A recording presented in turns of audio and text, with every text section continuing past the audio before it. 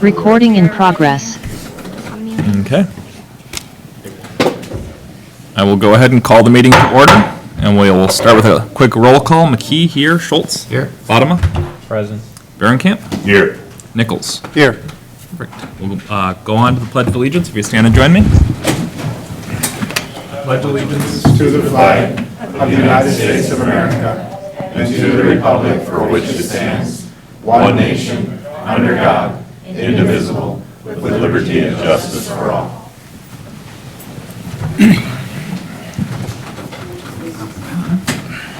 Okay, agenda approval. Do we have any changes from staff? Thank you, Mayor. The only change we have is that there was a typo on the original agenda. There has been placed new agendas out at the podium as well as in the agenda packet. Perfect. Anything from council? Okay, I will entertain a motion to approve the agenda with the one correction. So moved. Second. All those in favor say aye. Aye. Commission representatives, we have Corinne and Lisa, maybe online. Yes, please. Perfect. Thanks for coming. Open forum, Jessica. Perfect. Anyone in the audience, you can come to the podium, state your name and address for the record. Anyone joining us virtually can press *9 if you're on a phone. Otherwise, if you're on a tablet or other smart device, you can click reactions and click raise your hand. Mayor, at this time, no one is raising their hand. Okay, give it a second. And then we will go on to presentations and recognitions, which we have 3 of today, so. Yes, thank you. We'll go on to 6A, which is the oath of office for Abigail Edstrom, excuse me.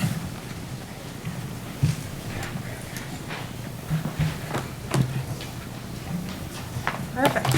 Abigail, we're going to go ahead and have the mayor read a little bit about you, and then I'll come up and we'll do the oath. Abby started with the Corcoran Police Department as a part-time officer on November 23rd, 2021, and became a full-time officer on January 22nd, 2022. Abby's from Anoka, Minnesota, and has an identical twin sister, an older brother, and 2 very loving parents who have supported her and pushed her to follow her dream of becoming a police officer. Abby attended Alexandria Tech and worked as a nursing assistant for 3 years before graduating with an honors degree in law enforcement. Abby enjoys going to concerts, traveling, spending time with friends, and being at the cabin with her family. And we have a nice quote on the wall from Abby. Abby, repeat after me. I, Abigail Edstrom. I, Abigail Edstrom, Do solemnly swear that I will support the Constitution the Constitution of the United States of the United States and the Constitution and the Constitution of the State of Minnesota, of the State of Minnesota, and that I will and that I will faithfully discharge faithfully discharge the duties the duties of police officer of police officer within and and for the city of Corcoran and for the City of Corcoran and state of Minnesota. and State of Minnesota. On my honor, On my honor, I will never betray I will never betray my badge, my badge, my integrity, my integrity, my character, or or the public trust. the public trust. I will always have I will always have the courage to hold the courage to hold myself and others myself and others accountable for our actions. accountable for our actions. I will always uphold I will always uphold the Constitution, the Constitution, my community, my community, and the agency I serve, and the agency I serve, so help me God. so help me God. Congratulations. Thank you.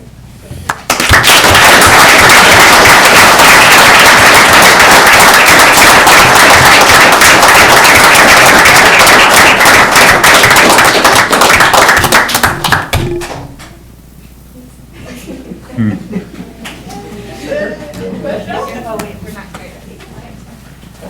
Should I? I bud cued it.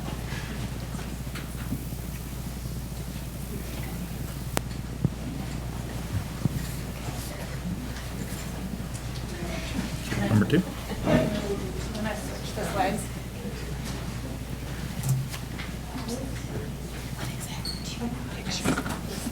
Technical difficulties?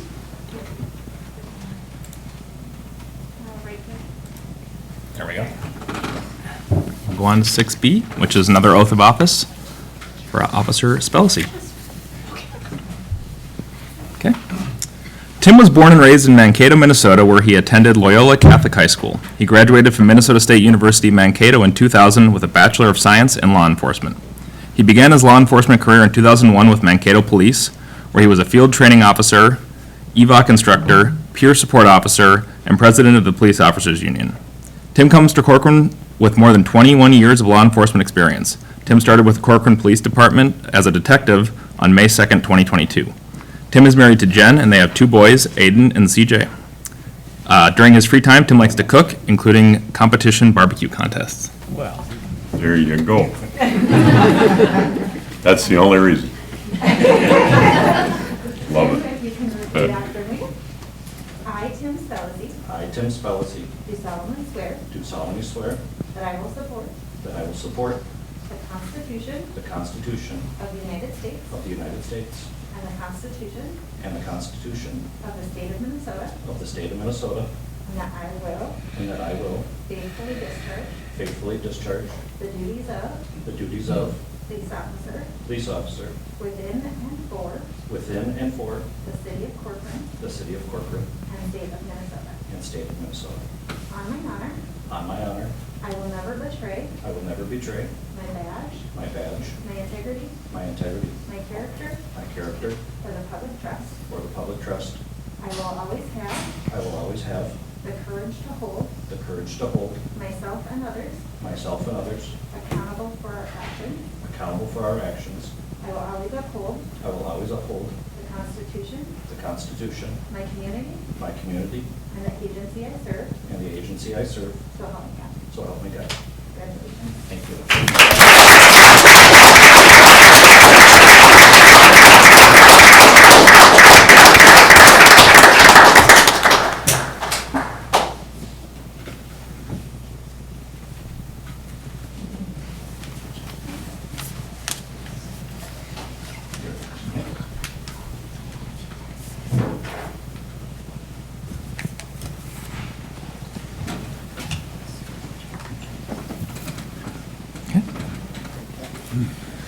And last but not least, we have a 15 years of service recognition for Reserve Officer Ted Schmidt.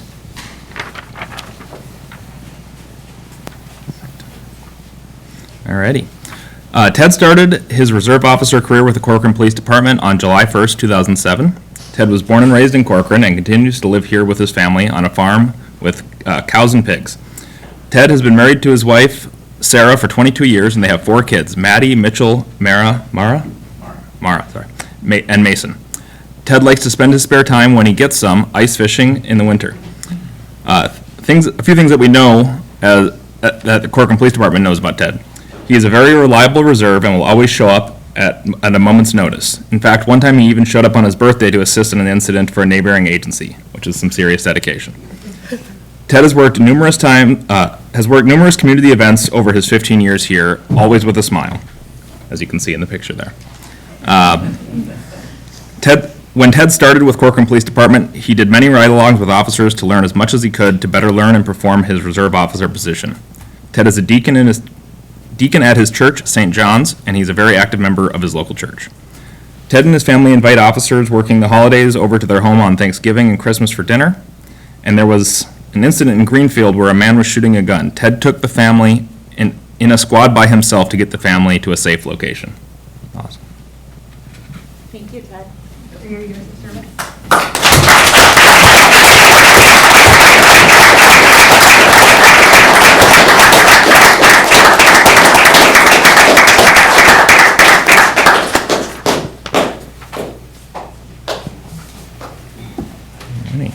can we say something? Absolutely.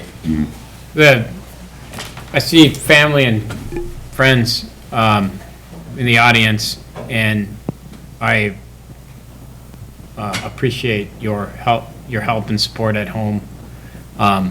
We really respect and love our police officers in this town, and we appreciate that you entrust them to us, and we take that role super seriously. So thank you. Ditto. Family, friends, everybody in the audience, and then the family all lined up on the wall. It's a privilege to have all you guys here. And very cool you guys support them. very, very much. Thank you. Yeah, that's why so many people like living in this city. It's You because got it's it. safe because of you. Yep. Thank you, and I hear from our officers on our department, you know, at least on a weekly basis, how much they recognize the support from the community and from all of you, so it's why they're honored to work here, and it shows in the work they do, so thank you all for your support, and you guys are a big part of the reason why they're here, so thanks. Thanks, everyone. Thank you. We will move on to consent agenda. Feel free to You have stay, a- though. Yeah, if you want to Yeah, stay. hang around, we got enough. This is riveting stuff, guys. To talk water. I didn't convince him enough. How have you been? Everybody looking good over there? Give everyone a second.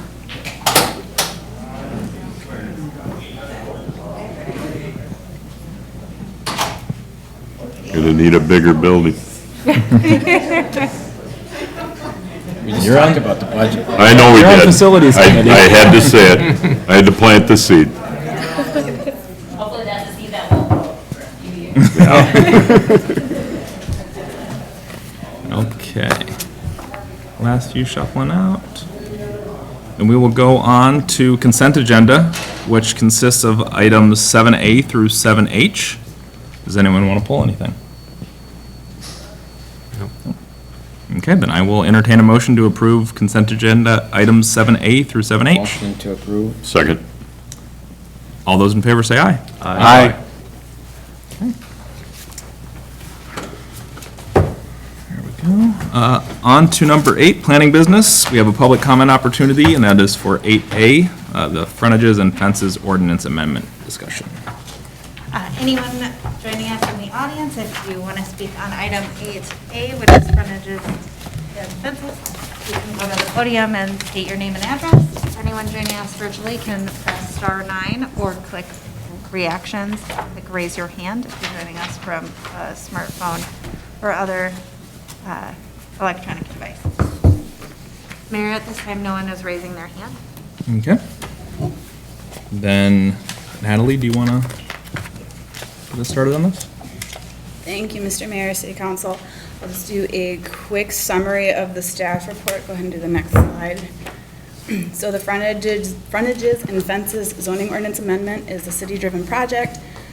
Council directed staff at our last work session in June to update our ordinance so that all properties have a single front yard, regardless of how many street frontages they may have, and then provide additional flexibility for fences exceeding 4 feet in height and 50% opacity in the front yard and along street frontages. Next slide.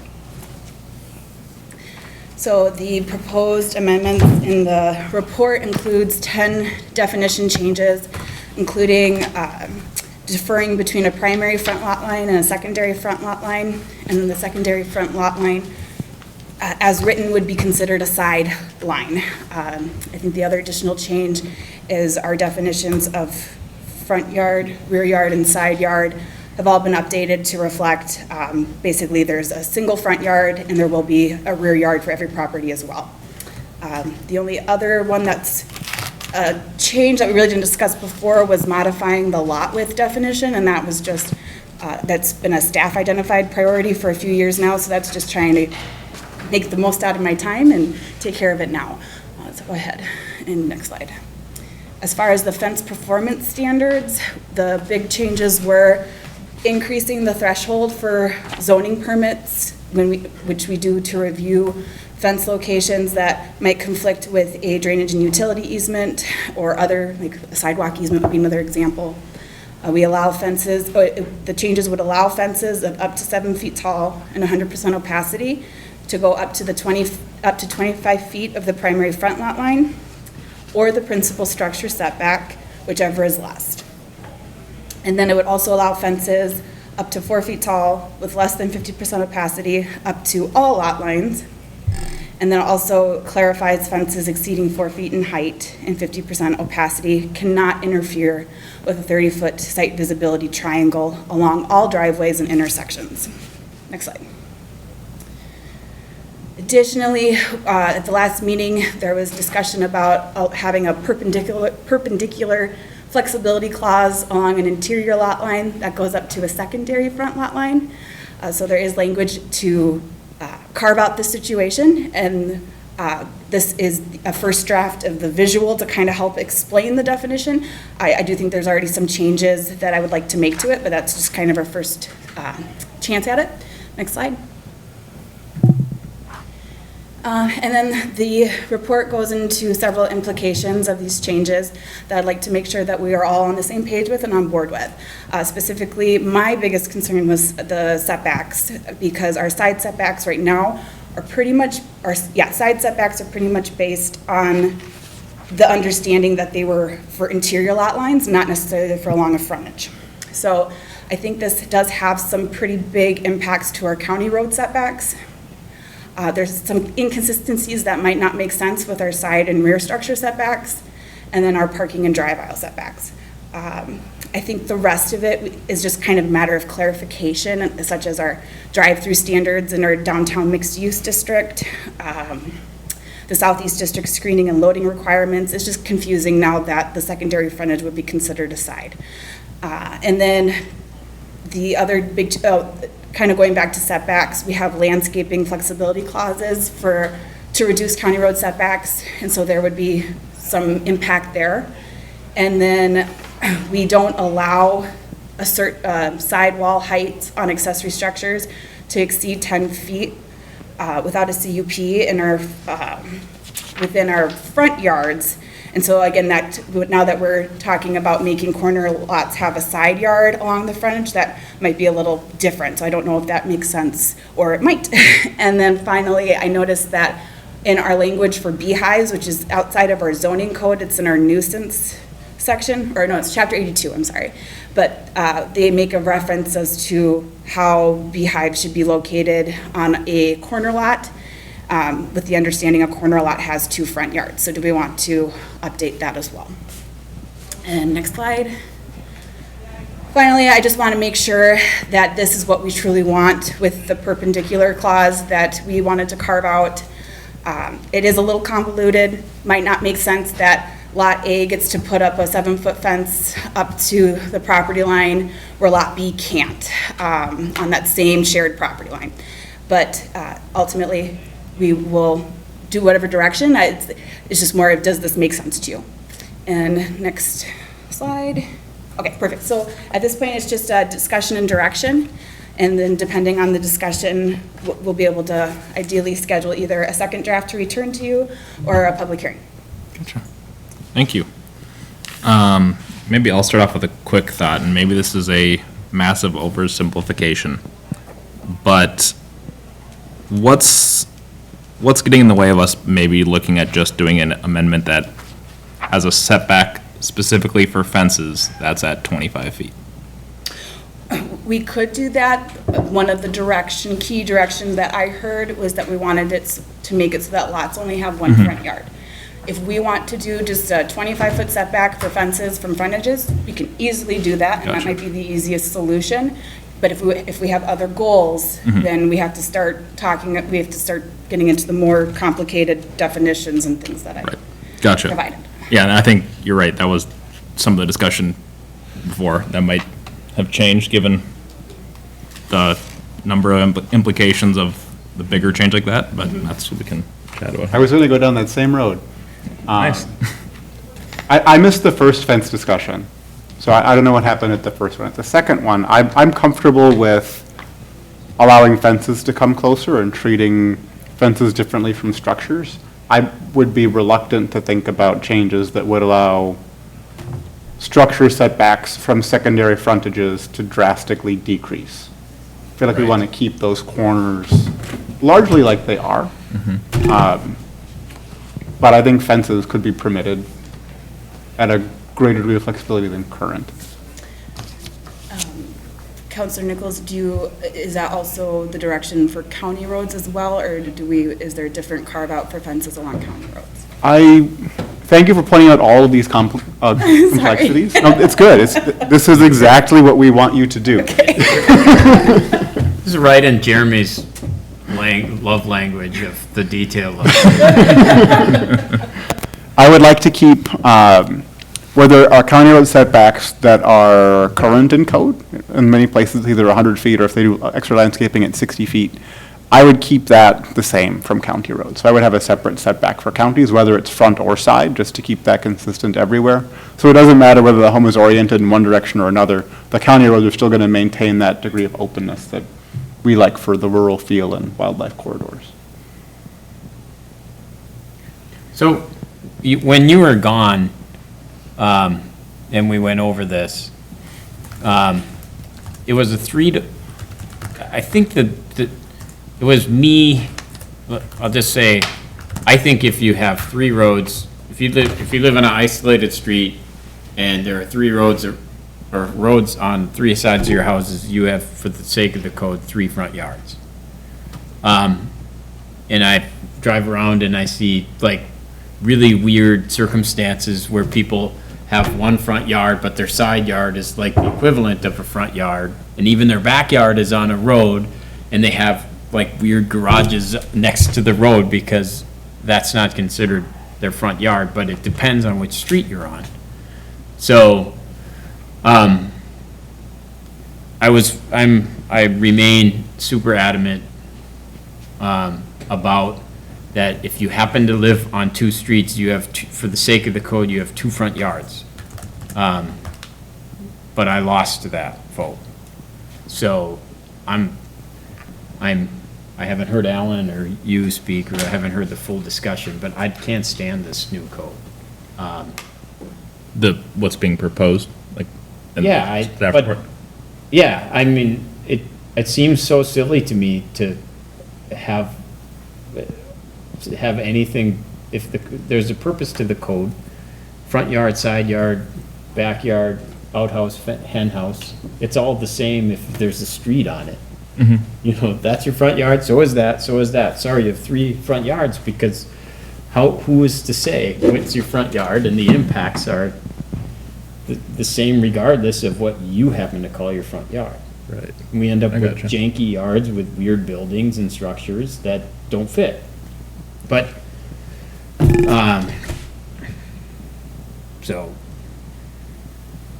I think some of it had to come in with the nuisance code violations though, too. Yeah, and It was part of that, yeah. and at that time, I was against that too, because somehow a nuisance on your side yard, which had road frontage, was treated differently. The nuisance language calls your side yard, if it had road frontage on the side yard, for some reason, that wasn't a nuisance. I didn't get it. I didn't like that either. Well, it was considered your front yard, right? So you couldn't store certain things in that area. Yeah, but if somebody's on this road, Yeah. the whole purpose of a nuisance ordinance is if the whole purpose is to not have outsiders see piles of junk basically on your yard. Yeah. But, so this is your front yard, and there's a road here. It becomes the front yard if you're driving on that road. It kind of neutered anybody on a corner, it totally neutered any nuisance ordinance. Because they might have 3 roads, but the front, as long as you can't see it from one road, it's fine. Yeah, it creates some hardships though for some people though, depending on the orientation of their home and how it sits on their property. And then if they're on a corner lot, they get less use of their land because they have to comply with 2 front yards. Well, I understand that, but the purpose of a nuisance ordinance is to prevent your property from impacting other people's property. So like, you're not going against the use of their property if it's against an ordinance to impact, what you do on your property impacts other people's property. So it might impact, like you can't store junk on your side yard, but the whole purpose is to not have people store junk where other people can see it. I think the challenge of the nuisance ordinance, and I don't want to go too far down that road because it's not really part of the agenda for today, but it prevented storage, whether it was in, tidy, good condition, or whether it was a mess. And I think the way that it's drafted now, you're allowed to store things in a tidy fashion, but you can't have garbage everywhere. You're still protecting people from rank abuse of the nuisance ordinances with what we have today. But just speaking about fences, that's good context, John. Thanks for helping fill me in on that first round of debate. Are we all comfortable with the idea of where the fences lie on the graphs that Natalie gave us? Regardless of how the code is written to arrive at it, are we okay with things that would look like this? Well, for me on this one, I don't see why you would allow a fence to go into a secondary, in the secondary area, yeah, like there, why your one neighbor can have 7-foot fence and you can only have a 4-foot fence based on the orientation of your home with the same lot. To me, when it enters that area, they should all be consistent. Yeah, that does good.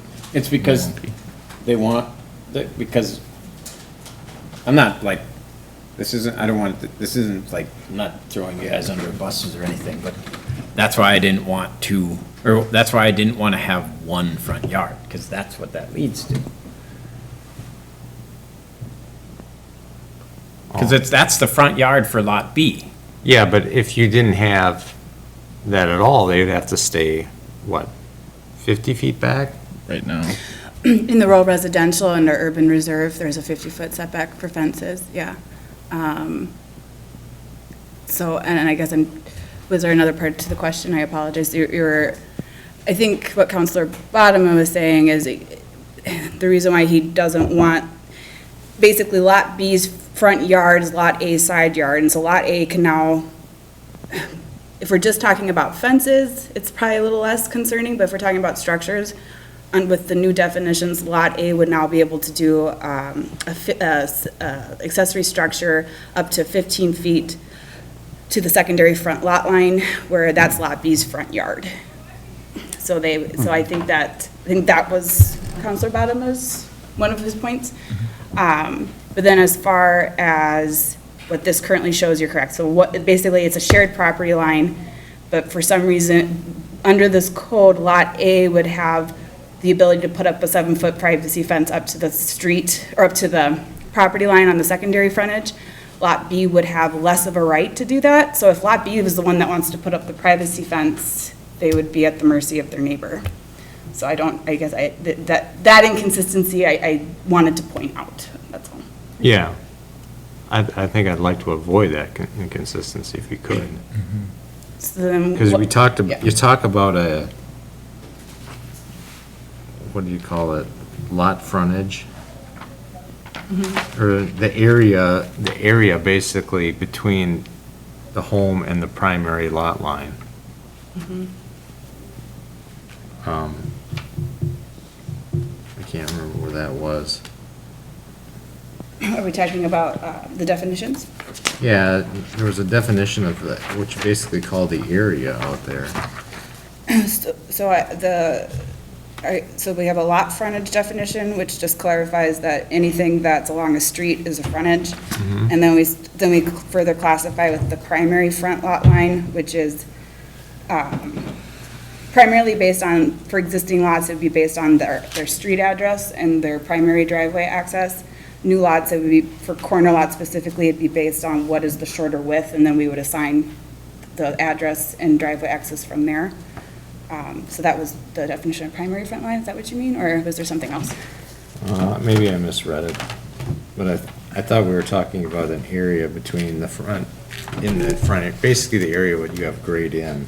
Okay, yeah, so that's the 25-foot setback for fences, to be set. So basically a 7-foot tall fence at 100% opacity would need to be 25 feet back from both frontages.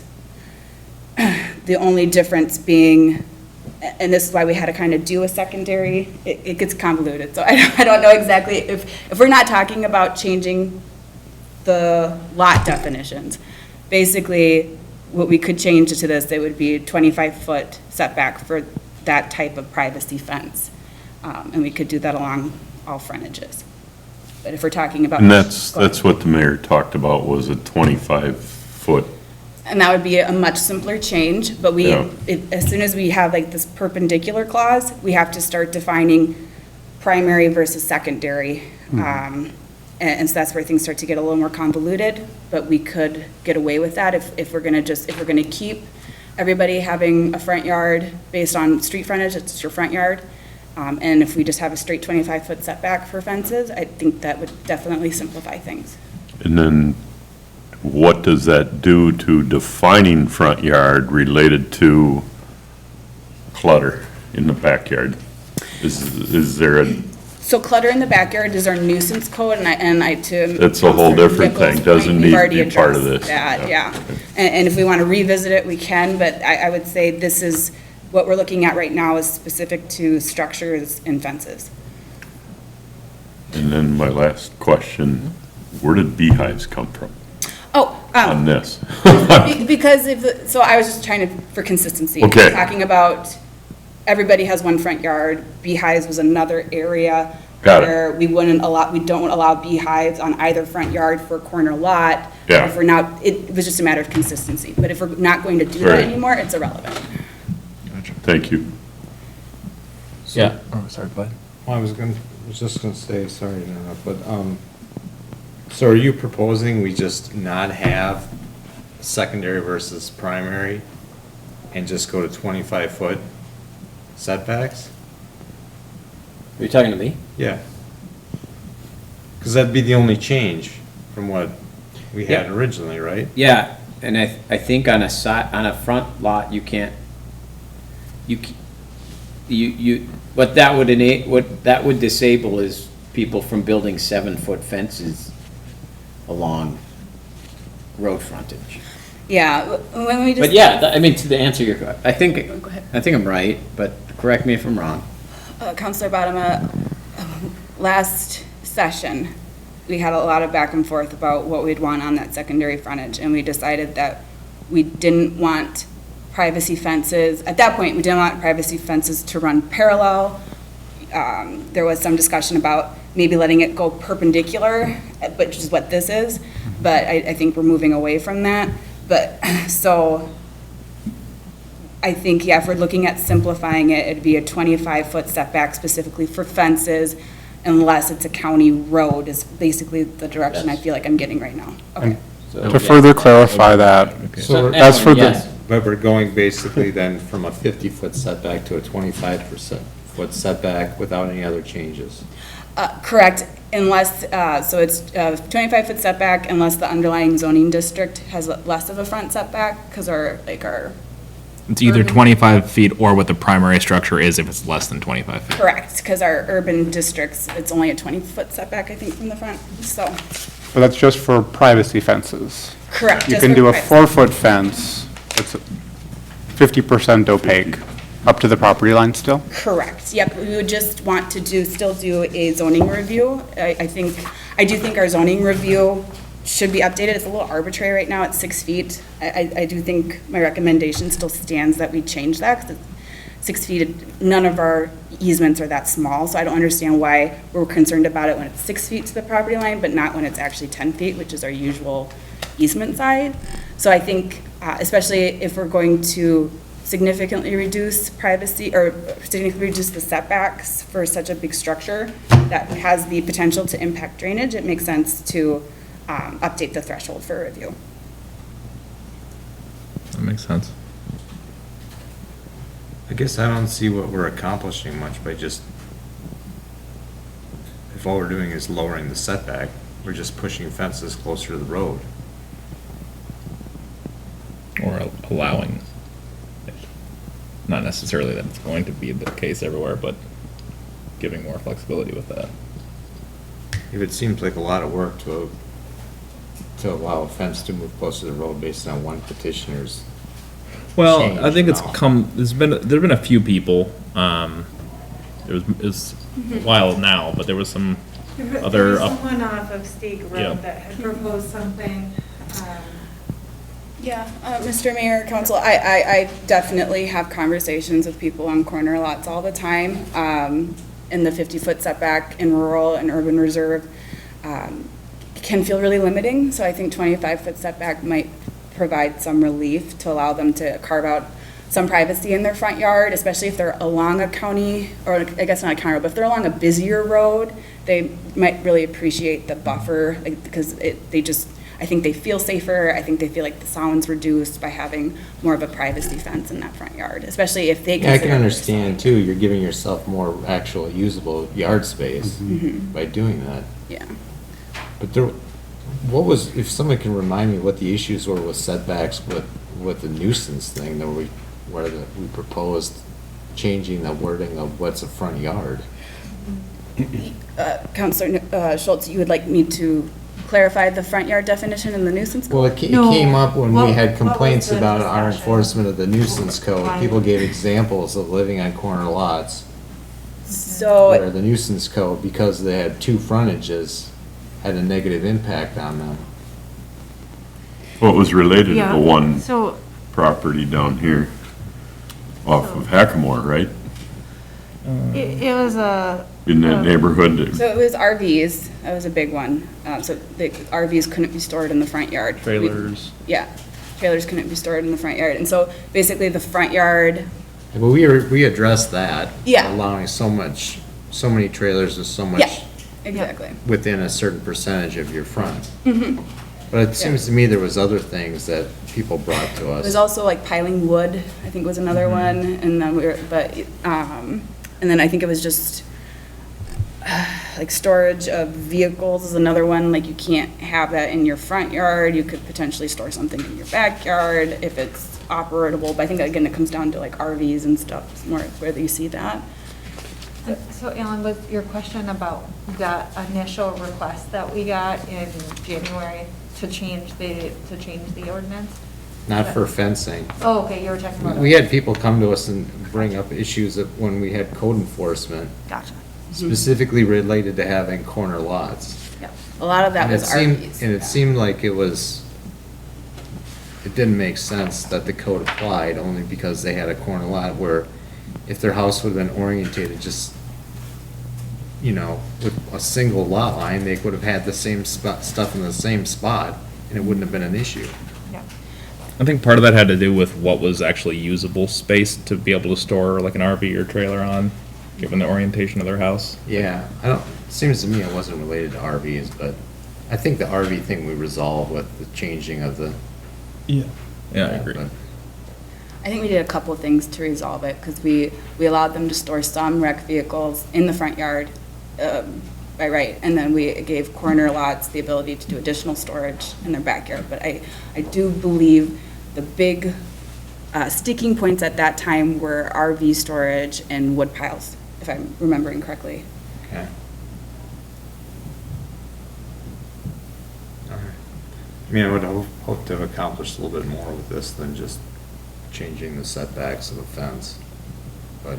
So are you thinking you're more supportive of the broader definition change of?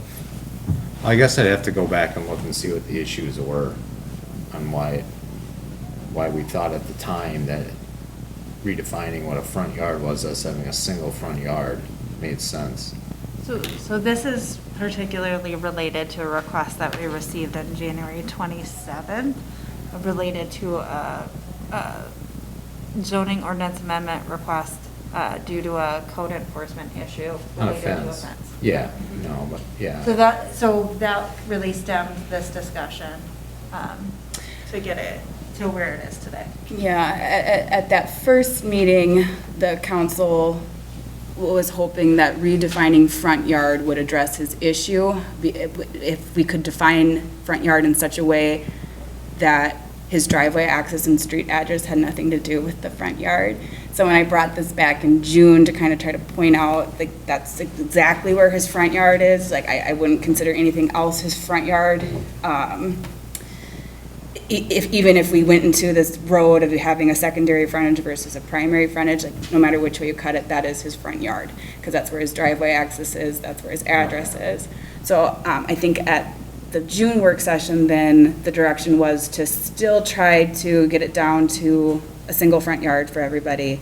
And then we also wanted to update the fence standards to kind of get a compromise approach so that he didn't necessarily have to take the whole fence down, and kind of do a halfway point, which was the 25-foot setback. And then up to the road, just using that as an example, the 4-foot, 50% opacity would be allowed up till, Yeah, up to the as up to the road, yep, property line. Gotcha. all lot lines, yep. How would this change affect that specific case? So if we, at this time, are just going to proceed with a 25-foot setback for fences, he will need to remove 25 feet of his fence. But that would, it's half of what he would have to remove now. Okay. Yep. Well, remove and/or replace it with a 4-foot high. Correct, he always has the opportunity to replace it with 4-foot high. We would have to do a zoning review, but I've already did that back in October, and the only concern was the fact that it was too tall in the setback. But the 4-foot high could not be opaque, right? He would have to, Can be 50% opaque. It should allow for air and light to go through, and that allows for better visibility of driveways. so you could cut off the top 3 feet and take out every other board and be okay. Yes, he could do that, yep. I imagine there's a lot of ways you could cut out different parts. Or he can, or if he takes off the 25 feet, then he can, and it goes back 25 feet, he'd be able to put it along that gray line at 7 feet tall. So it just wouldn't be all the way up to his right-of-way, essentially. Gotcha. Yeah, the last 25 feet could be split rail style instead or something. Correct, yep. Okay. So there could be some good options there, I think. Yeah. Not that we want to design the quarter in one person. No. We were moved by our desire to help him to make this a priority for the year anyway. So it's good that we're not totally, it's good that we're achieving some level of assistance for that case that we started down this road to address. Yeah. So yeah, I guess I would be in favor of the fence-specific setback without the county road change. So keeping the county road setback the same. Okay, Mr. Mayor, just a clarification question on that. Are we open to allowing them to, with additional landscaping, have the fence at a 60-foot setback, basically applying that same building setback clause to fences? Would that be something we are open to, or do we want it 100 feet no matter what for fence? It's kind of a gray area. I don't know, thoughts on that? I don't know if I... How do you enforce it in the future? You know, they put Same in way I land enforce everything. with luck and prayer. I go out and make people angry. Well, I mean, if property turns over hands or something like that, you're gonna tell the new owner you gotta replant that shrub because that was part of the original. No, so that if they wanted to reduce it, basically, we would just be looking at that additional landscaping to set up. I don't know if there really would be, to your point, I don't know if there would really be a way to enforce continued landscaping if something died, but that's kind of the same situation as it is now. Yeah. So I think, I don't know if there's really a good answer for that, but I think it would be, again, a way to provide some relief and ideally get us to have some more green space if we're going to allow for the fence to be closer. Say that again? Give us more green space if we're gonna... Yeah, because more vegetation, because they would have to put more landscaping, like, basically on the other side of the fence is how I would envision that playing out. Gotcha. Yeah. Okay.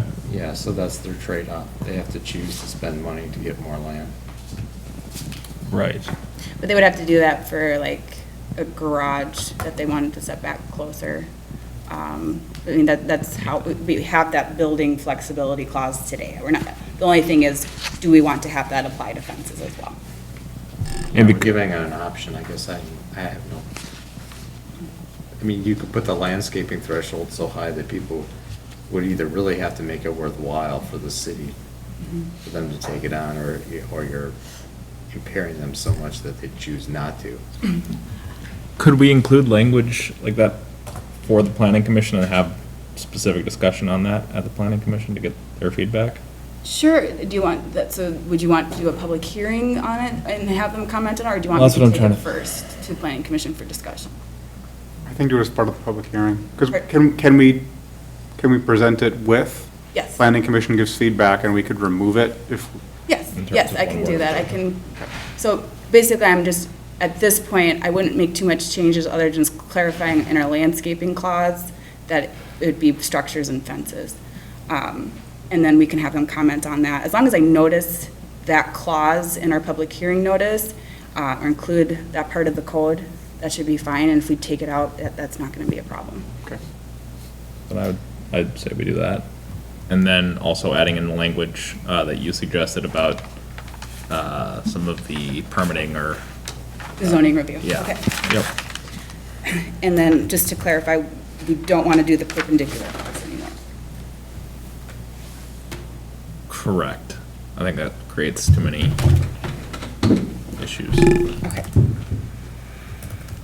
All right, I think these changes are very doable, and I believe I can keep this on the public hearing for September 1st then.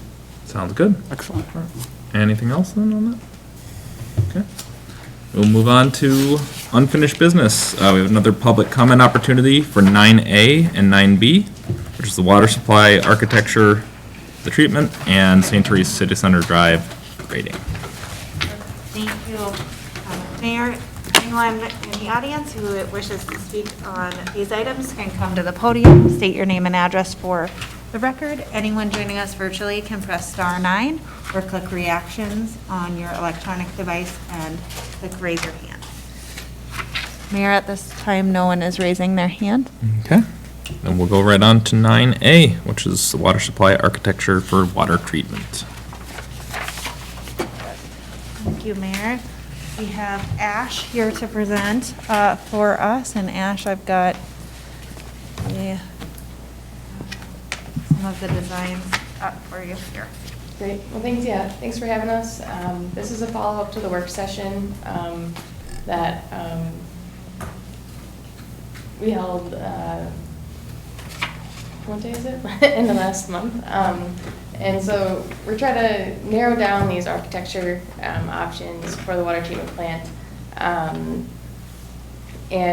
kind of based on the initial three options that we presented at that work session, we got some preliminary feedback to make some tweaks to option number 3, to incorporate a fiberboard cement siding as an opportunity to create some flexibility with the finishes as the building expands. One thing we've talked about and incorporated into the design is the durable materials, but we also recognize that brick color cannot easily be matched from one construction to an expansion. So talking about ways to accent and tie those things in together to make any additional expansions of this facility complementary in color. And so as you can see, the kind of that upper level over the filters, and then on that back side, that's where the fiberboard cement is. And so initially we had everything horizontal. We were asked to do some vertical board and batten. And so kind of where we're at now with the design, I mean, we're in final design. We presented these renderings and the other materials for the Planning Commission to consider on September 1st. And so just again looking for council feedback and input on things you like, don't like, things we'd like to change. You know, a lot has been talked about the functionality of the building informing the form of the building, and so that's reflected here. And also too, with bidding both the 2-cell facility and the 3-cell facility, we understand that, you know, the city is conscious of budget overall and wanting to do something that is durable, long-lasting, but also conscious of, you know, the bidding environment that could be unpredictable, and trying to get the most out of your investment in this initial construction. So. Gotcha.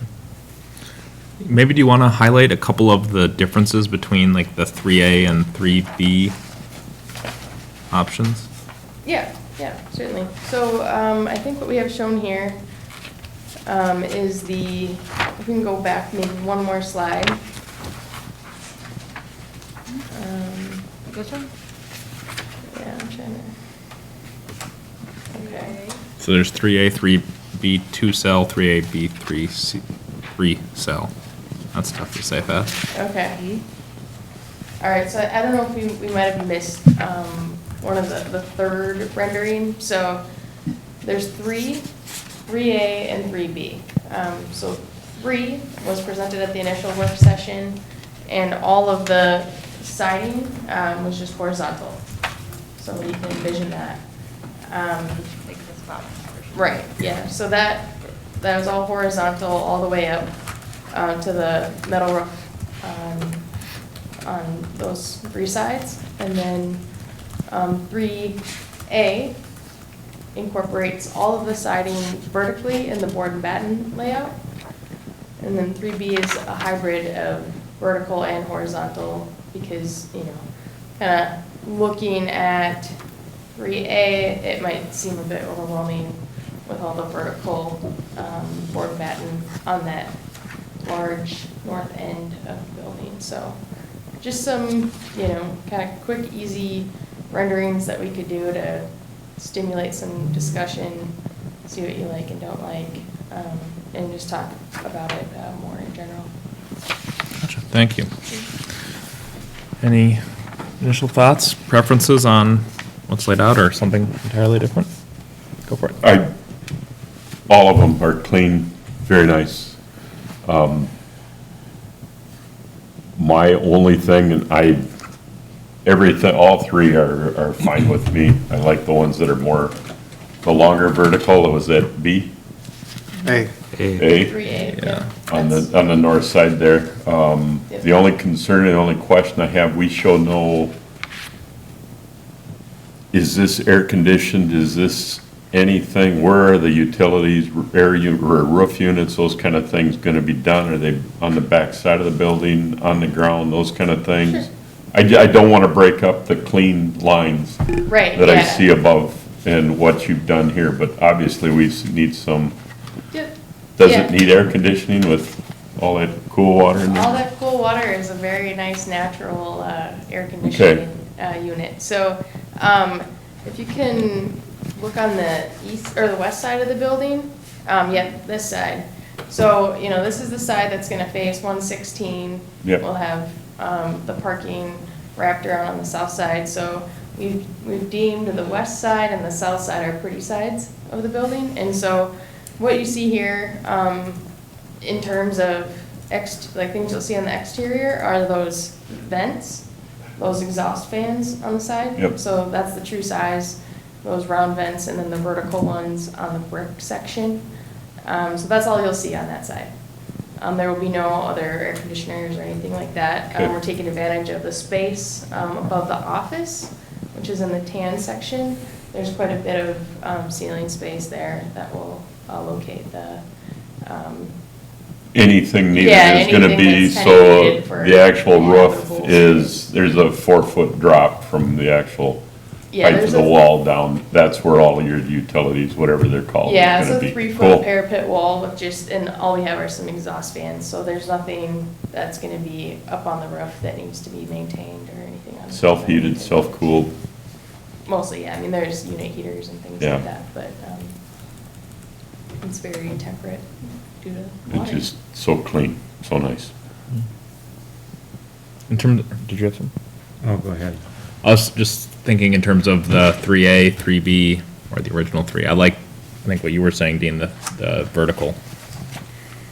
Yeah, I like 3A better, too. I think it looks more like an old industrial building with those long vertical lines. Is there any possibility to move those vents from the west side to the east side, so that's even a cleaner look for 116?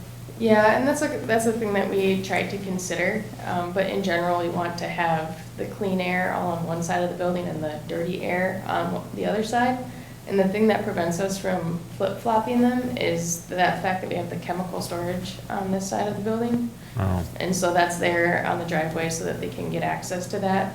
So naturally, there's roof vents from those rooms, so that kind of locks us in, but I did ask that. You can't vent them up behind the parapet walls? They need to be up high, in those filter rooms and in the aerator room, so. Yeah, I like the look of it though, especially with those windows on there. To me, it reminds me of an old, like a industrial building you'd see in the 40s or something like that, and I could see something like that fitting in the look of the community. And maybe, you talked about the big wall on the north side, maybe you can add some of those light filtering windows on the north side too, if you want to break it up. Yeah, so the north side, anything below, those vans is all tank. So Oh. we wouldn't, yeah, so there's a big tank of water there, so we're not able to Okay. add any windows down any lower than what they're showing right now. I liked 3A also. With the vertical orientation, I think it's going to be a little bit better long-term as you try to build out like you had in the packet. As we think about how this would expand to be a 3, 4, and 5 cell, I think it's going to get very long.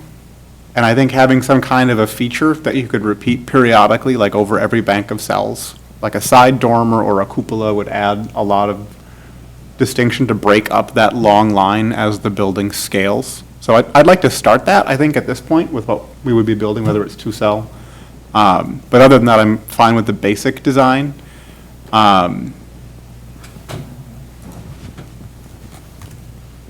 At what point do we have to worry about things like specific colors and materials? I assume that's later, but I just want to. Yeah, so during construction, I mean, what we would need to know now is the wall type, in order to detail that, thoroughly, but, if, you want a brick wall, with the stone finishes on there, that's something we can detail now, we want to get close to the general color palette, just for the sake of ease and not having to spend a lot of time during construction, but during construction, the contractor will provide material samples. Okay.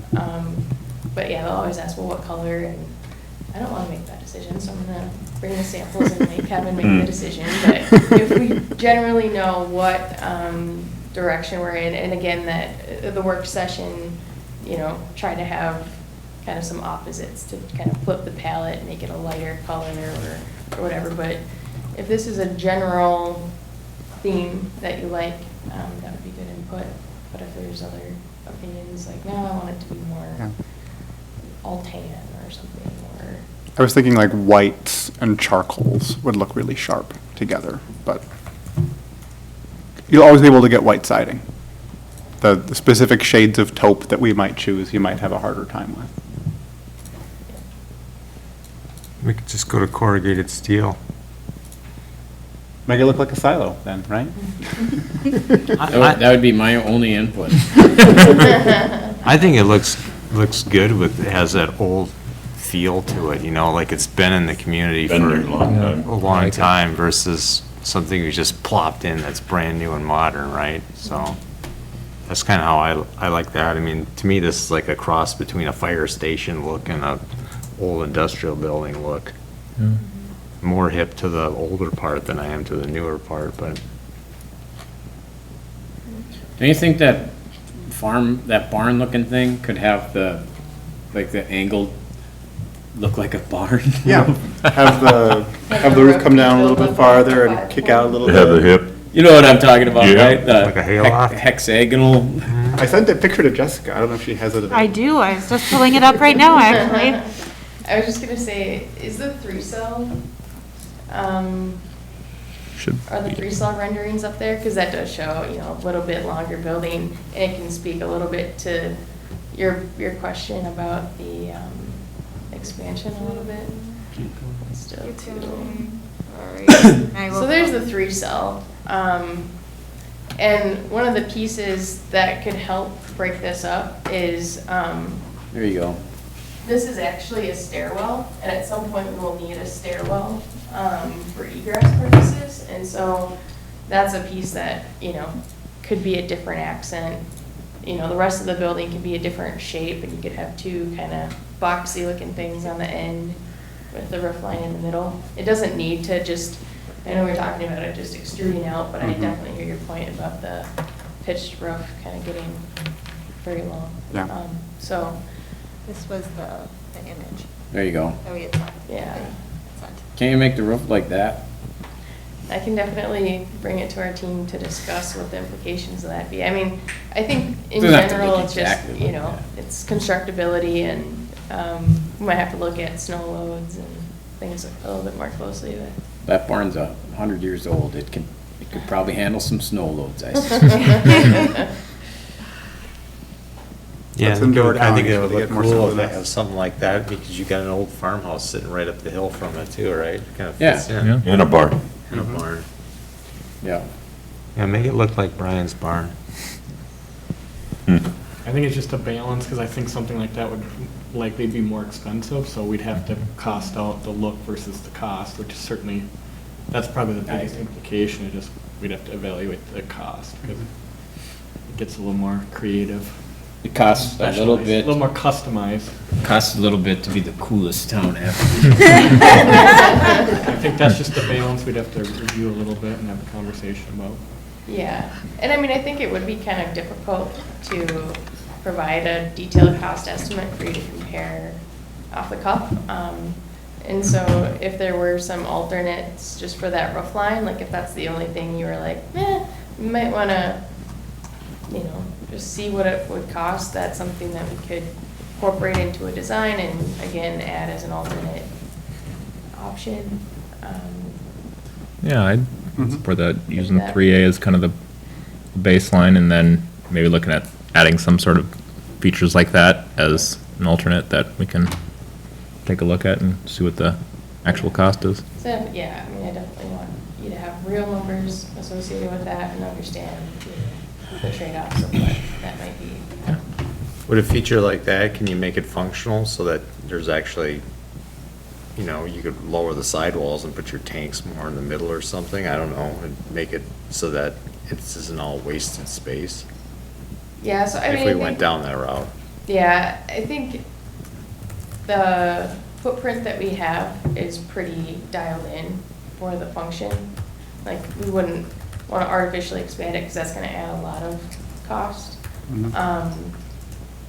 In the ceiling height right now, like, we have a precast ceiling over the filters. And so that height is kind of set. How tall is that building right there? So the building height with the parapets is roughly 38 feet. And so that meets the code because the parapet does not count towards the overall building height. So you could imagine though that adding that would make that higher. And like one other thing was if you added kind of a hex shape up top, that would probably bring that roof line higher than even the aerator brick edge of it. So that might create some complications and it might make for some awkward tie-ins, right? Does You have that big aerator hex have to barn be here, and brick? You have this big square. Does that have to be brick? I mean, could you have designed, if we even went with 3A, could you have designed it so the whole thing ran the whole length was the same shape? No, because like again, the footprint and like the size of that brick section is what it is for the process. You know, the size of the office is a reasonable space for an office. The camera room, everything is built around the process. Well, the office is on this side, right, in the Yeah, tan? those front windows where there's 4 windows. Yeah, I'm just talking about the red part. If it could be shorter, you mean? No, Sorry. if you would have designed, This won't work here. if you would have, could you have designed this, that doesn't work either. This I think you're over the TV. Oh, if you would have designed that area, you know what I'm talking about, where the This? flat roofed area is? This? Yep, instead of, Make it this shape? make it that shape through the whole building. No, like you can't extend this roof line all the way here because we have some big aerator equipment sitting up there. Yeah. That fill the entire That need to be box. vented? Yeah, it's a huge, basically metal box that you run all the water through. Okay. That's the first part of the process, so it's at the top of the waterfall. Yeah, so. But it's inside the building, right? Inside the building. Yeah. And we need space for a future one, because again, that's the head of the plant where we don't want to make any big future changes, so it's sized for the future expansion as well. I don't think you necessarily would have to change the entire shape of the roof, though, to make it better. I think you can pick up a lot just by changing some of the detail features. That'd be interesting to see. But I think we're all in agreement that I'm gonna mix them up. The one with the vertical 3A is the baseline that we kind of all agree on. Yep. Perfect. Yeah. Cool. Anything else? All right, so is there any, like, do you want to see any other renderings, or is there any formal direction to provide, you know, bidding alternates or things like that? I would like to see, like, the cupola idea, one or two of those. Maybe a side dormer in the roof itself, just for the sake of breaking up the line. Maybe both. Because and we did talk, I don't know, we didn't have a full discussion around the cupolas. Do we want to talk more about those in general? Because at the work session, we just kind of talked about the functionality. There's not a functionality to it. And again, like a maintenance It's a issue. cost, and the thing that I was worried about in a cupola is you put that on a clean roof and stuff, you could be creating more maintenance, leaking, those kind of things. I love the looks of those things and stuff, and they make it look like a barn. This is just a clean, old industrial look and stuff. That's just me, but. Yeah, because it is Again, a tall building, and so if you got to get up there for maintenance. you just, that's where roofs leak on barns, is you start adding those boxes up on top and stuff. It just causes issues. And Somebody that might have something cool on it, so. Right, and that roof line is over the filtered water, so if there was like some type of roof issue and say you weren't maintaining it and it, you know, started to leak, there would be, you'd probably find out when it starts leaking into your tanks, dripping from the ceiling, and then, you know, that could be a process issue for dumping an entire batch of drinking water and, I don't know, all the implications that might come along with that, so. Okay. That, I know we had talked about kind of what those issues were in the last work session, but I just wanted to bring those forward. Yeah, I'd say just going off the 3A with maybe an alternate with just some of those features from kind of the discussion in the picture. Okay. Trying to, you know, whatever you think might be something that's reasonable to incorporate, get a price on that, and we can decide if that's even a route we want to go down, or just stick with what 3A is exactly. Yeah, I'd like to see whatever you can do to make it feel more like the character of the community, that it fits in this area. I understand we're growing and things are gonna look more new these days, but you can have it fit into a rural feel. I think it's kind of good. That's why I kind of like the old industrial look of it, that part of it. But if you can soften it up some. I don't know how hip I am on a cupola. I had one on my house and I was happy to rip it off. Good. I see them a lot when I'm driving through Medina. A lot of the new stuff that they're putting up has them. It looks really sharp. But Yeah, we tried requiring somebody that wanted to develop in the city to have one just to break up the roof line, and they didn't develop in the city, but I didn't see the purpose in it, just to break up the roof. We ended up rescinding that. We're like, they came here with a design of a cupola, and all of a sudden council were like, yeah, we don't need a cupola. It didn't actually look that good. I have a cupola. Full windows too. I think we were talking about. Yeah, full windows, a barn door or something. I don't know. I have a cupola. I took it off my house and put it on one of my barns, and I love it because it has an arrow that points to the north, so I always know which direction north is. It's very functional that way. You can draw a chalk line on your ground. Too. Yeah. that doesn't work in winter. Okay. Thank you very much. Yeah, and then just one more question, if I'm able to ask it in the context of the planning commission and how that might change? Are those alternates something that would need to be reflected architecturally? I think so. I think it'd be okay to, as long as we have it for the packet, I think that'd be fine for things to continue. So the packet goes out the 26th, so if you're able to get those done in the next couple of weeks, then I think that'd be fine, so that we can approve both contingencies, basically. Sure. Especially if it triggers a need for a variance, if it changes the height, you know, Right. we're pushed straight up. Cupolas don't.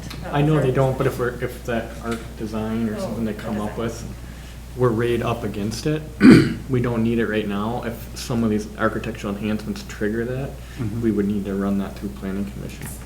So that would probably be the biggest thing we gotta look at in the short term. Right. Yeah, so that might change things if we need a variance, so we would need to talk about that next week, I think. Right, and could you clarify the code when it comes to, I think on a pitched roof, you measure to like the mid height of the pitch? Would that apply also to a barn heck shape? I think we can follow up We can on follow that. up with you. That'd be great. Yep. I can email it to you right now. Okay. And sounds then, good. why don't we just plan to touch base next week? We still have time to notice the variance if it's needed, but we just have to add it real quick. Structures. Right. All right, thank you very much. Thank you, appreciate it. Every aspect. Couple blues. We'll go on to 9B, which is St. Therese City Center Drive grading. Can I make a motion to approve that? Sure. Second. Okay, any further discussion? All those in favor say aye. Aye. Okay. We have another public comment opportunity for 10A and B, which is our new business, for about the work sessions and THC regulation discussion. Thank you. Mr. Mayor and Council, anyone joining us in person can step to the podium, state your name and address for the record. Anyone joining us virtually can press *9 or click reactions and then click the raise your hand button. Mayor, at this time, no one is raising their hand. Okay. Sounds good. So we'll go on to 10A, work sessions. Do those date and times work for everyone? If I could, I have Yeah. one clarification. I found out today that our financial planner would not be able to make the September 22nd with that. So we are looking as staff to change the flip the rental ordinance and financial management plan. So same dates, but just Same switching dates, the topics just from the switching last the two. topics, so just, Gotcha. And we've talked about rental ordinance that can go on the 22nd. So we Gotcha. feel like we're comfortable with those dates as long as council is. Sounds good. Does that work for everyone? Yeah, I won't be able to make the 22nd, but Okay. I'll give my comments to staff. Perfect. Sounds good. Then, so you need me to call those? If you could just call We'll them. go ahead and call the work sessions for August 25th at 5:30, September 22nd at 5:30, and October 13th at 5:30. Thank you. Then 10B, THC regulation discussion. Thank you, Mayor and Council. This is for discussion tonight. There was some recent legislation that legalized certain amounts of THC for consumption. And in working with Matt, myself, and our legal counsel, we believe the legislation does not have reasonable regulatory oversight, and want to have a discussion with council on how we might look at regulating these products. In other communities, we're seeing moratoriums on sale of THC products. Other cities are outright prohibiting it, or some are just waiting to see where that goes. So just wanted to have a brief discussion on whether or not we want to regulate that and how we might take our first steps to do so. And Matt might be able to provide some context if you have context or would need some additional context on the law and how it's being implemented currently. Yeah, there were a lot of issues that came out of it. I think a lot of people at the legislature would classify its passage as hasty. There were some hearings that weren't had as far as it relates to regulation and how that would happen. And some of the big things the big issues that law enforcement has is first of all, there's no testing available, either roadside testing, but also in Minnesota, there isn't testing available to ensure that the THC amounts that are limited by statute are actually what's being achieved in the product that's being sold. So and that's more of a, kind of an administration end of it that wasn't really planned out as to how do we know that somebody's actually following the law in the state, or what's our process for that. And there's actually some pretty strong disagreement between the Board of Pharmacy, Alcohol and Gambling Enforcement. I think even the Attorney General's office weighed in, and there's a lot of people saying, well, you do it, and none of that has really been fleshed out, how that would work if, where there's non-compliance. And there's, another whole rabbit hole to go down as far as the illicit markets that bringing that new product in from other states that don't meet our standards, that are repackaged to meet standards, and so on and so forth. In addition to that, the only penalties or the only prohibitions in the THC edibles are age-related for sales. So you're not allowed to sell them to somebody under 21, but there's no penalties for possession. So, a 12-year-old could bring a backpack full of gummies to school, and there's nothing illegal about that. So there's a lot of things that it's regulated just from the vendor to person at 21 years old, and beyond that, there is no regulation as far as who or what can be possessed or how it's transported or anything like that. There's one of the big products coming out is THC beverages, similar to like a White Claw. And while you can't drink and drive with a White Claw, you could drink and drive with a THC beverage because there's no regulation. And there's also limited ability to roadside testing. So how that would be handled currently for our police department, we look at that and we would notify a DRE or a drug recognition expert, identify signs of impairment. But there's not a preliminary breath tester, for instance. It's close. There's several products that are close to be coming to the market, but there's nothing that's widely used and acceptable. So I think our hope is that there's definitely a recognition of a lot of these issues at the legislature, and our hope would be that there would be some things that are resolved at the state level before this is, carried out in all of our communities. So I think what the hope is that we consider a moratorium, that hopefully the legislature figures it out, and if they don't, there will at least be some good templates on how the city might want to proceed until some of those issues can be corrected. What power do we have to enact restrictions? It would be more along the same vein as licensing, for similar to alcohol and tobacco. There's some tobacco ordinances regulate that. I mean, it's not a licensed,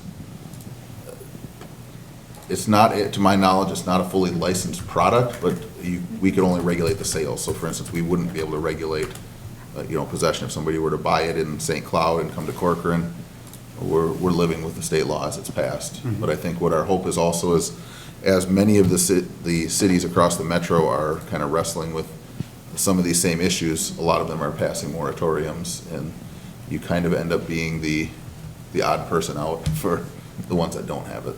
Everyone I've talked to seems to be going down that path from our neighboring cities. Trying to see if the legislature gives some more direction in the next year. If not, maybe from the league or from just seeing what other cities do to come up with something, because there's not really much of a framework right now. So is the objective that cities are trying to accomplish is limiting supply to try to forestall the problem until the state can deal with it? No, I wouldn't say it's fully that. I think part of it is that because there was no lead time leading up to it either to figure out, is this a product that cities should license or can license or limit? For instance, many will say you can't have more than 3, these types of sales or establishments in certain areas, or zoning, or where do these belong? And there was no preparation because nobody really knew it was coming, the way it came through. So I think cities are trying to say, is this something that we allow the sales at liquor stores? Is it allowed at bars? Is it allowed at gas stations? Is it only allowed in certain zoning districts? Can it be a home-based business? Can it operate next to a school? I mean, those are things that we generally would see with items like tobacco sales or other liquor regulated sales.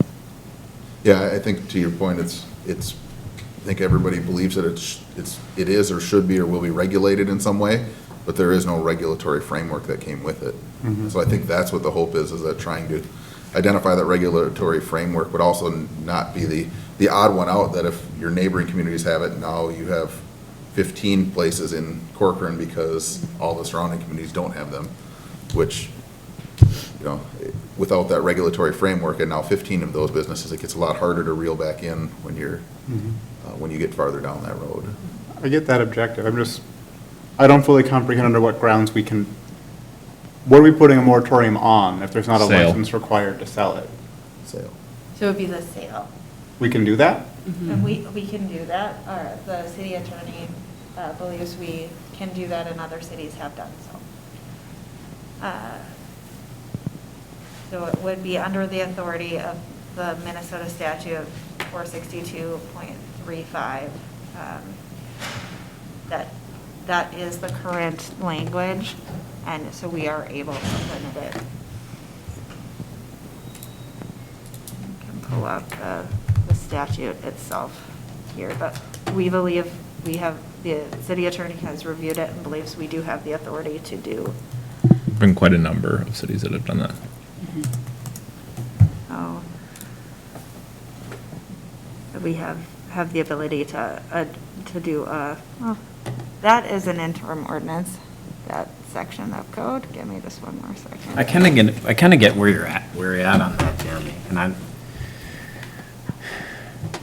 And so this is something, if we want, if we want a bit more study on, we could certainly have the city attorney here to discuss it. He unfortunately is out of town today.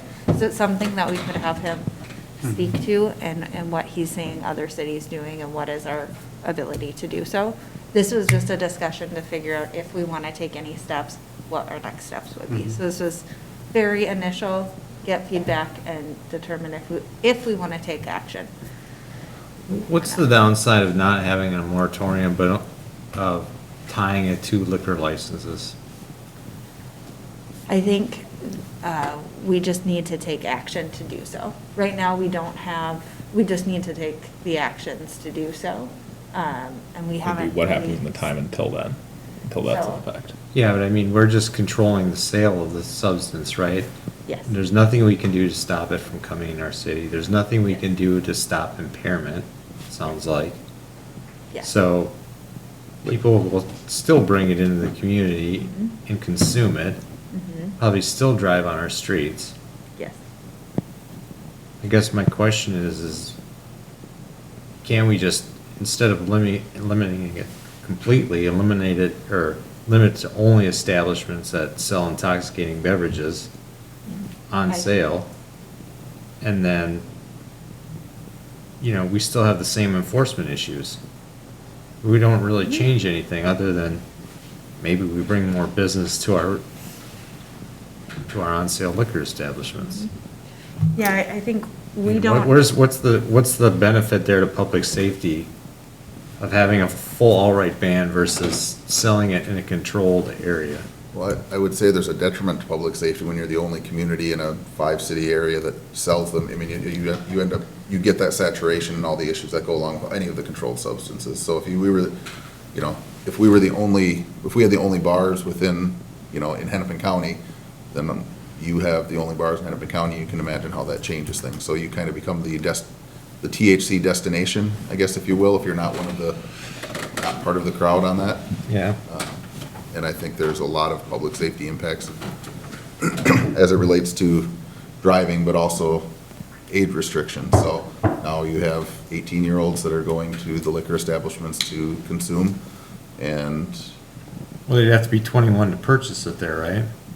not if they're not buying alcohol. They can buy pop or, I thought they had to be 21. well, the sale, yeah, you're right, the sale would be, the sale from the establishment would be. Yeah. But there's not a law against furnishing either, so if somebody else were to buy it and give it to them, there's not regulation for that either, so.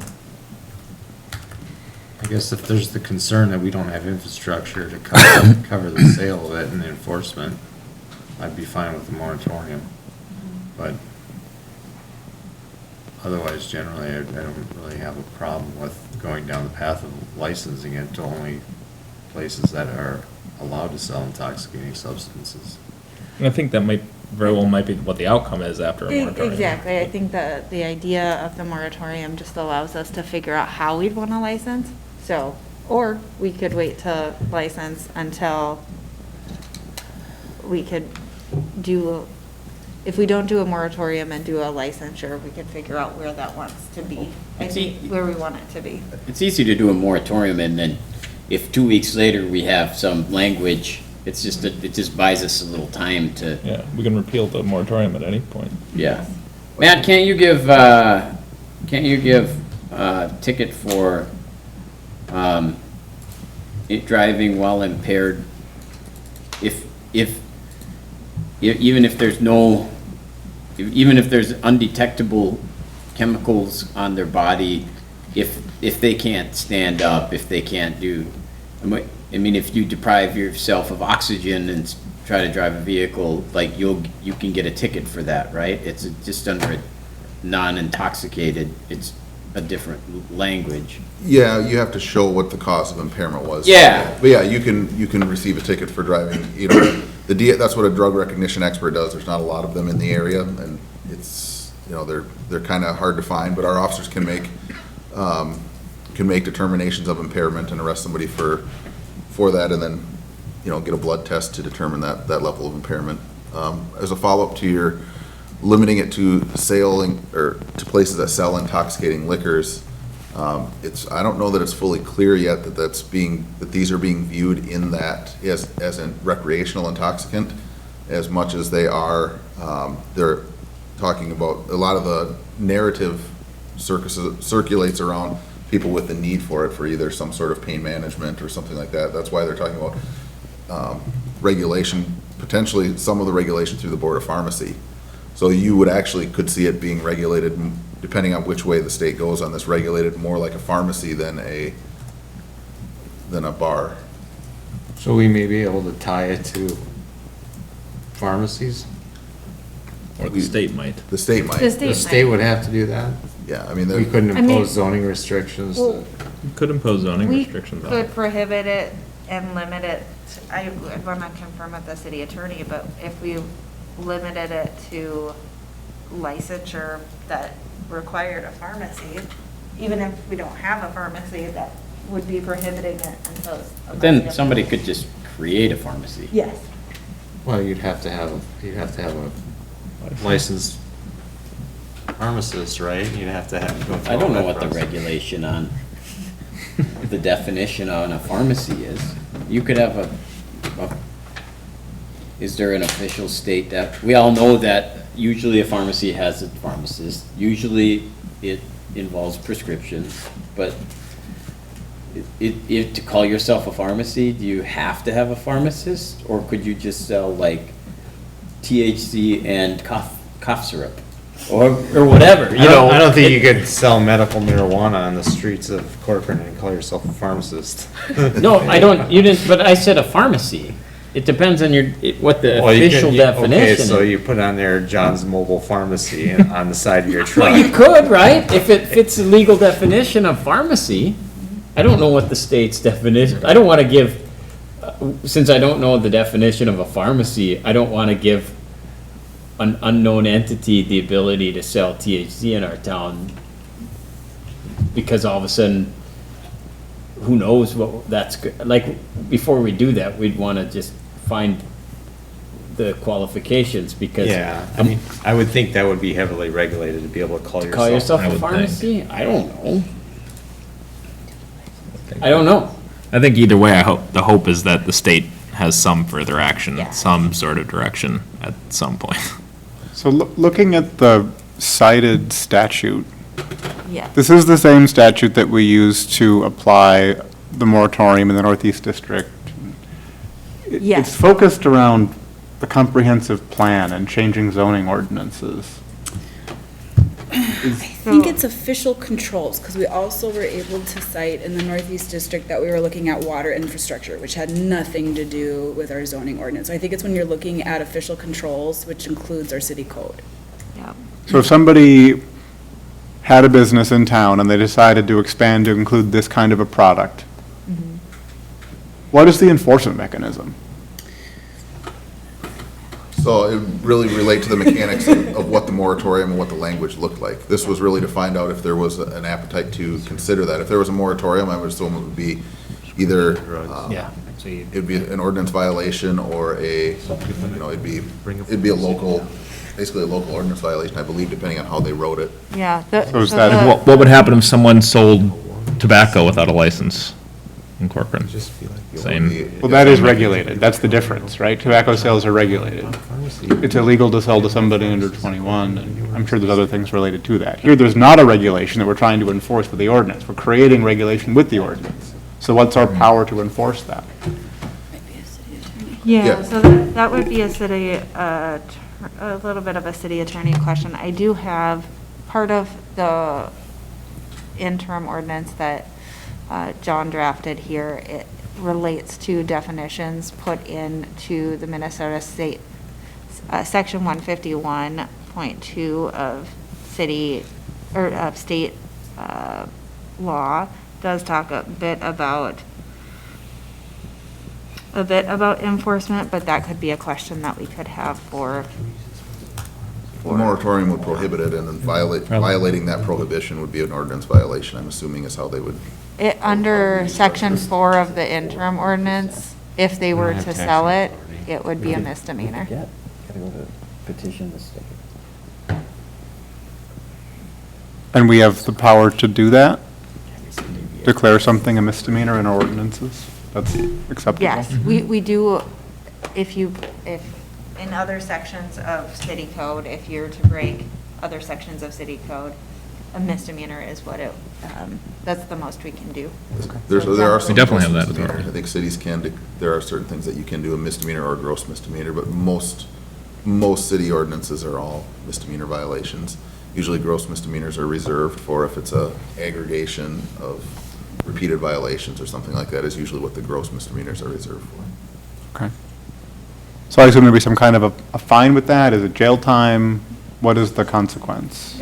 It's fine enough to. Sure be a fine. Yeah, it's. If I recall. We would have to set what that was. And so, we have different penalties for different, whether you're operating an ATV illegally or violating the noise ordinance, you declare what the penalty is in the interim ordinance or in this case, interim ordinance.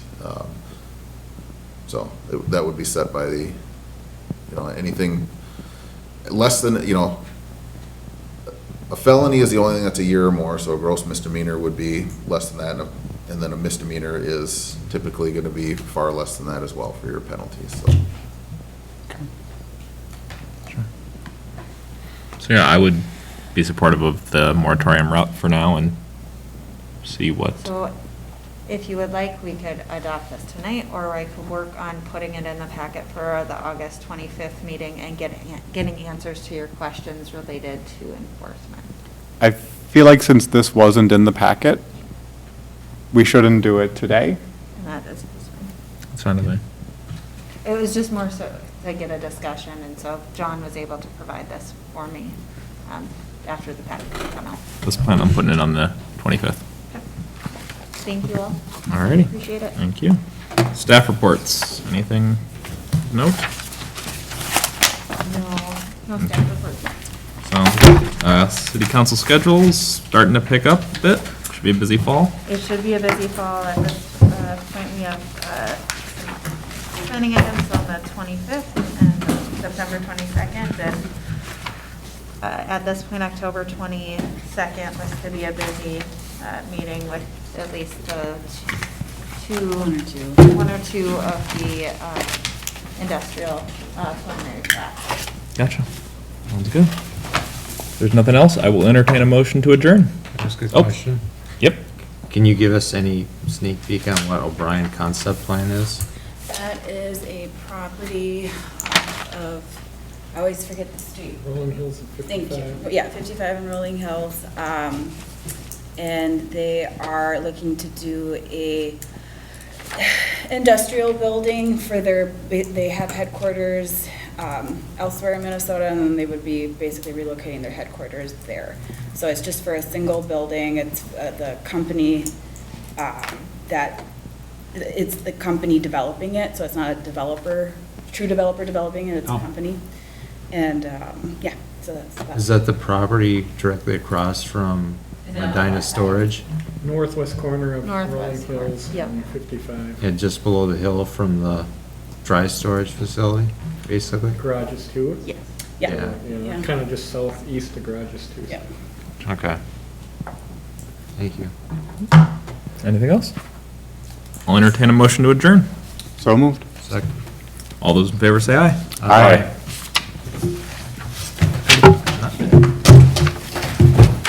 Recording